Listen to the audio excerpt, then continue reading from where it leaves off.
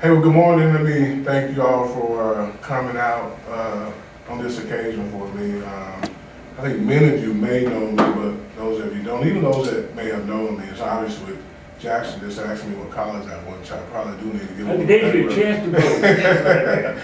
give a little background on you. So, Ken Moody, currently I serve as a special assistant to Memphis Mayor Jim Strickland. A little bit about me, because again, I know we're going to get into why we're here today, but I always want to give a little bit about who I am and my background. Native Memphian, been here all my life, youngest of 11 kids, grew up in a single parent family, wife and 3 lovely daughters, one of my daughters, Reba, who's here with me today, and just been Memphis all my life. This is an opportunity for me to continue in my public service capacity. And so I graduated Carver High School, and grew up in South Memphis, and I am here today to announce that I am forming the exploratory committee to consider a run for the Democratic nominee for Shelby County Mayor. I am extremely excited about this opportunity. I've been in government, this is my 19th year, in various capacities that have prepared me to consider this opportunity. We are excited about it. Of course, I've worked for former Mayor Willie Harrington for 13 years. Currently working for Mayor Jim Strickland. This is my 6th year, and so I'm going into my 19th year, almost 20 years of city government, and it has prepared me for this moment. I have had a front row seat these last 6 years as it relates to government. I have seen where there are opportunities, especially from the county administration, where we could do better. And so again, as we are charting this course for the last 3 months, I've met with many citizens of this city, in this county, from clergy to community people, to former elected officials to current elected officials. And there is a common theme that, there is some concern about the direction that we're headed in Shelby County. There is an opportunity for freshness, and I think that I am uniquely qualified. If you guys remember back in 2015 when I stepped up, one of the first African Americans to step up to support and endorse Mayor Jim Strickland, it may not have been the most popular thing to do in the African American community, but for me it was the right thing to do because I feel like our city needed new direction. And today, I feel the same way about Shelby County. I think that Shelby County is on the cusp. There's many opportunities for the county administration to do more, to be more visible, to be more of a uniter, to have a better relationship with the municipalities and the suburbans, to have a better working relationship with our city mayor, to do more on economic development. To meet with developers, to meet with the suburban mayors, to meet with the city mayors, to get an idea of what that would look like and how county government can assist in that. We all know that there's an elected sheriff that's over crime, so the county mayor has no authority over crime. Again, I think there's an opportunity for the county mayor to bring all of those chiefs in the suburban towns together, bring the Memphis police chief together, bring the sheriff together to talk about how can we make Shelby County better. I think there are opportunities for minority businesses. I think if you guys have seen the efforts on minority business from the county side, it's all been led from the county commission. There's not been a whole lot of leadership from the administration. If you look at what we've done on the city side, we have doubled numbers since the mayor's taken office, and I think there's opportunity for that same thing on the county side. I think there's opportunities for us to do more for our youth. We know the majority of those youth who are challenging live in the city of Memphis. However, last time I checked, the city of Memphis is in Shelby County.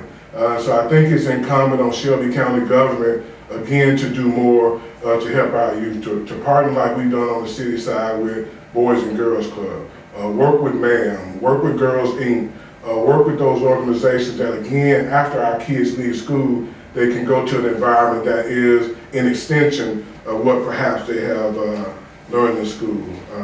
And support our higher education. The University of Memphis, Christian Brothers, Lemoyne Owen, Southwest. Again, there's just so many opportunities. Again, the county mayor doesn't have authority over those, but I think that he has an opportunity to really bring all of those entities together to make for a better Shelby County. So those are some of the things that we're going to be looking at in these next 6 to 8 weeks as we again consider this exploratory time to see where we are. If there is, again, a chance for us to make a difference, if there's support in this county for us to give it a shot, and we will. Trust me, twice I've been on teams where they were trying to unseat an incumbent, and it's never ever easy to unseat an incumbent. I understand that. As a matter of fact, you guys remember, I don't think the mayor has mentioned whether he's running again or not. I think we all know he's never run for re-election before, but we don't know if he's running or not. I will say this, our decision on whether we're gonna run or not isn't based on whether he runs or not. Again, we think that there's an opportunity for us to make a difference in Shelby County. Again, I've taken these last 90 days to talk with some people. Now this is an opportunity for us to talk with more. So we look forward to these next 6 to 8 weeks, talking with more people, hearing from more people, listening from you all, give your perspective on what things look like and what my chances may be. And then we'll just kind of go from there. So with that, I'll open it up for questions. Do you have any observations about how the incumbent county mayor has conducted his business? When you say observations, Yes. I think Jackson and you guys, the thing about the county mayor's office, it's been historically, there's never been a lot of focus put on that office. It's always been put on the city office. So I think that there is an opportunity for much more better relationships, externally and internally, with the county commission. I mean, you've seen how that relationship has not always been a good one. I mean, just look at the voting record between what he's asked for and what the county commission has actually voted for. So there's opportunities again to mend the relationship and have a better relationship with your legislative body. You, as a mayor, if you don't have 7 votes and have a working relationship with your legislative body, there's not a whole lot you can get done. And you can't get that done by not talking with them or working with them, by making decisions in silo and then taking it to them and expect their approval. So I think there's a huge opportunity there to work with the legislative body on the county commission to get things done easier for Shelby County. A lot of the comments you made talked about your time with Mayor Strickland. Do you think that the model of what the Strickland administration has done is translatable to county government, given the structure of county government and the county mayor being structurally an office that doesn't have as much power as the city? Yeah, that's a great question, Bees. Absolutely, there's some opportunities. Again, it's not an apples to apples comparison. Again, we know that the city mayor, his responsibility is so much more. I mean, he's got authority over the police chief, over those things, and the county does. But I think, Bill, there's an opportunity to take some of those nuggets from the city and translate those to the county side. But I think the biggest opportunity the county mayor has is that even though he doesn't have authority over all those entities, he has a platform to bring all of that together and talk about what makes a better Shelby County. So I think that's the unique difference from the city mayor and the county mayor. The city mayor is solely responsible for the day-to-day operations and service for the citizens of Memphis. Shelby County mayor is the county mayor. And he has, again, maybe not the authority, but I think he's got the platform to bring all of that together and talk about how we make Shelby County safe, how we make our education system better, how we do more for our youth. And it's bringing those entities together to discuss that and come up with a plan. I'll ask a more direct version of Jackson's question. Do you think Mayor Harris has done a good job? I'm not going to get into that saying whether he's done a good job or not. I mean, we'll let the thing about the elected officials, you get graded every 4 years. And so the citizens of Memphis will decide that in 4 years if he decides to run again. I'm not sure if he's running or not, but I'm not going to get into what kind of job he's done. But I think that there's opportunity to do better. And I think that with my unique skill set and my unique experience, I can give a vision on how we can do better. I didn't hear you mention the pandemic you may have, but how would you treat the pandemic as county mayor than what's currently being done? Yeah, I mean, that you guys have witnessed what took place during the pandemic. I mean, if you remember when the pandemic first hit, I think the county mayor left the country. If you remember, when the pandemic first hit and we were just doing testing, there was a big challenge with contact tracing. There were long waits to get tested, and when the city got involved, we decreased those times. And then you guys saw at the vaccination what happened. The city administration had to step in and kind of navigate that and make it better. So you judge for yourself. I mean, the facts are what they are, and the results are what they are. And so you'll just have to take that and judge for yourself what happened, how you feel about how that was handled. Were you talking about snags that the current mayor may have gotten into? How about one of your snags? How about you conducted animal services when you worked for Dr. Harrington? Yeah, those are again, Jackson. I take when I worked for Dr. Harrington and those challenges that came about in those areas. You know, those are my responsibilities. Not that I was directly responsible for the day-to-day, but those operations reported to me, and that I own up to that. And so again, that is what has made me more prepared for this. I've dealt with controversy, right? I've had to deal with what happens when things don't always go right. And again, those experiences that I do not shy away from, I accept them as part of my journey, but it has made me better prepared for this exploratory community.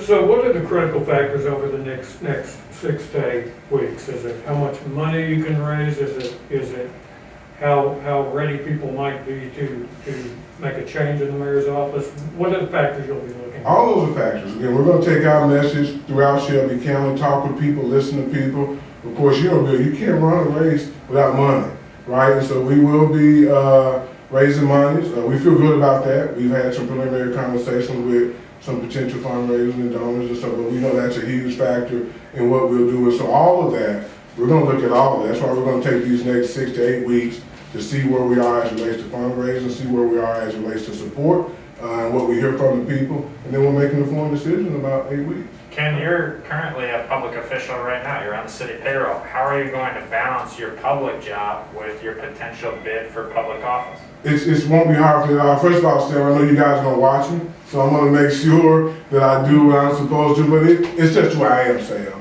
I'm not going to, my day-to-day job requires me, my whole career, being in city government, I deal with people on a day-to-day basis. So my day-to-day job is doing just that. It's serving people, talking with people, and that. And so I will be very, very careful and mindful that I am a 8:30 to 5 city employee, and I will not conduct any campaign business during city hours, and I'll be careful of that.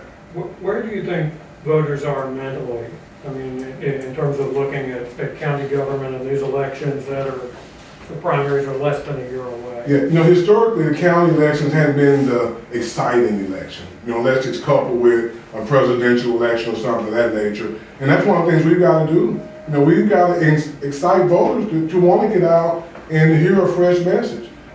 We've got to encourage, I think sometimes incumbents depend on voter apathy and not huge turnout. We want to encourage turnout, and we're going to do all that we can to get voters registered. We're going to do all that we can to encourage voters and make them understand how important it is that who they elect affects their day-to-day lives. So we're going to share with them how this office affects their day-to-day life. That's what gets voters excited. That's what gets me, you, and everybody. How are you going to make my life better? At the end of the day, that's what the voters want to know. How are you going to make my life better? And once we're able to share that message, again, Bill, I'm the youngest of 11 kids. Now, I grew up poor, right? I'm not supposed to even be here today exploring a county mayor's race because of where I came from.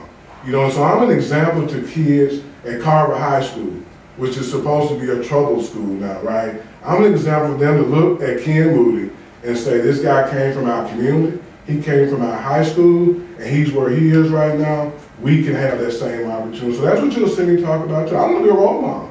I do. And I think that the life I've lived, the way I've raised my kids, the challenges I've had in my life, growing up in the same parent, to see my mother, a black woman in the 70s, raised 11 kids and struggle, and to never complain was the best earthly example I could ever have. To see her pour into all of me and my brothers and sisters what she did, that's what motivates me and gives me encouragement every day. And the main thing I want to hear about, I'm a Christian, right? My faith is in God. I pray before I make every decision, and I know at the end of the day, if this is God's will for me, it'll be done. Would you expect your current boss to endorse you? I'm sure you're gonna reach out to him, Sam, and he'll speak for himself. You would be moving from an environment which is technically nonpartisan to one which is very much partisan. There were Republicans and Democrats in county government. Would you anticipate any difficulty? You would be a Democrat, of course. Yes, sir, absolutely. Would you anticipate any difficulties dealing with the other party? I've done it my whole career, Jackson. In my career in city government, I've worked with Republicans and Democrats and independents the whole time. I think that's what makes me uniquely qualified for this role, is because, again, I've worked with Republicans, I've worked with Democrats, I've worked with CEOs, I've worked with all of those entities, and so that's what has prepared me for today. So I don't feel, I think that's an advantage to me. I think if I've got an advantage, it is that cross-section of support that I can get in my experience in working across party lines, but across all economical lines, or any of those challenges. I think I'm equipped to do that. I've done that. What would be your approach to dealing with state leaders like the governor? I think we have to be straightforward. I think that's another opportunity for the county mayor's office. I think that collectively, that he should get with those suburban mayors, with the city mayors, with the legislative body, county commission, city council. Let's unite to have one voice when we go to Nashville. I think that is a bigger opportunity for county mayors to do, is that he can bring everybody together and we go to Nashville with one collective voice. And so, in dealing with the governor and in dealing with the legislative body in Nashville, I think collectively we go. We don't go individually. You can't be successful in this role working in silos and thinking you've got all the right answers. You got to bring people together, and I've done that throughout my career, and we go to Nashville with a consensus voice as often as we can. What if the state is doing stuff that you don't like, that you think might harm Shelby County? How tough do you get with it? You call them out. I mean, you want to be good partners with them, but you have to call it for what it is. And if it's not positive and good for Shelby County, if it's something you think that's detrimental to Shelby County, as a leader, you got to speak up to that. And I feel very comfortable. I'm equipped to do that. Of course, there is great value in a bipartisan approach to politics, but Shelby County, more than any county in the state of Tennessee, of course, the demographic makeup is different. And so I don't think politics was meant to be done. I think politicians were meant to work across the aisles. But more and more, we're seeing hardline partisan politics. How do you bring people together? How you bring them back from the edge? Because this last president took people to the edge where they had to make a decision, black or white, left or right. Yeah, I think you have to listen to everybody, right? You have to get as many people's perspective as you possibly can. And then at the end of the day, what a leader does is he gets all the information that he can, make an informed decision what he thinks is in the best interest of the majority of the people. And so that's what you have to do. And that sometimes it goes against your own party sometimes. You know, sometimes you have, as a leader, you can't always do what's popular. You got to do what's best. And that's how I think that should be done. Okay. All right. Thanks, Thank you all. Thank Appreciate you. y'all coming out, and look forward to see how y'all write what I said. That's always the next thing, right? Yep. Thanks. Thanks, Sam. My daughter just gave me a fist bump, so that means I can go home in peace now. She is.